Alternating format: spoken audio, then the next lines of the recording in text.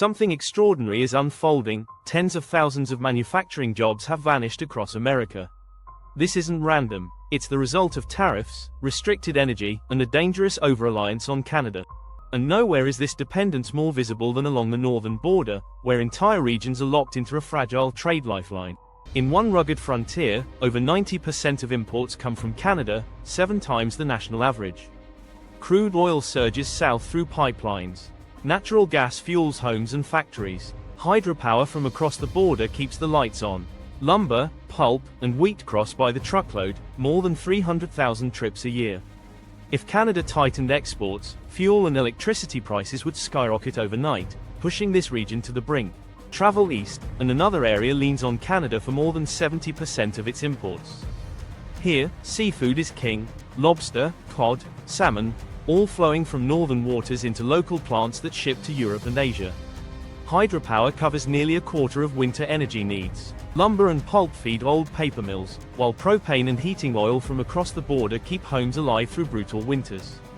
If Canada ever raised tariffs or restricted supply, factories would fall silent and thousands of jobs could vanish. Further south, a smaller region depends not only on Canadian resources, but also on its people. Grains, sugar, and barley sustain local food and brewing industries. Hydroelectric power flows steadily across the border, but perhaps most important, tourism. Nearly half of all international visitors come from nearby Canadian cities, filling ski resorts, restaurants, and hotels. A sharp drop in Canadian tourists, or higher energy costs, would send shockwaves through small communities overnight.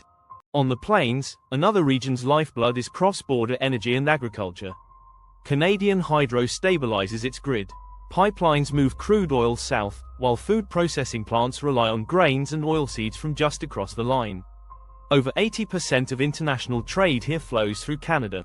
Any disruption would not just cripple local farms and factories, it would reverberate across the entire Midwest. And in the industrial heartland, the ties run deepest of all. This is auto country. More than a quarter of vehicle components are Canadian. Every day, billions in parts and finished cars cross the border, keeping assembly lines alive. A single delay can halt production within hours. Natural gas, electricity, and raw materials from Canada keep costs down, while hundreds of thousands of jobs depend directly on that connection. But if the flow stopped, factories would grind to a halt, power prices would surge, and the fallout would be immediate. These regions aren't just neighbors to Canada, they are lifelines, strategically bound to the north for energy, trade, and survival.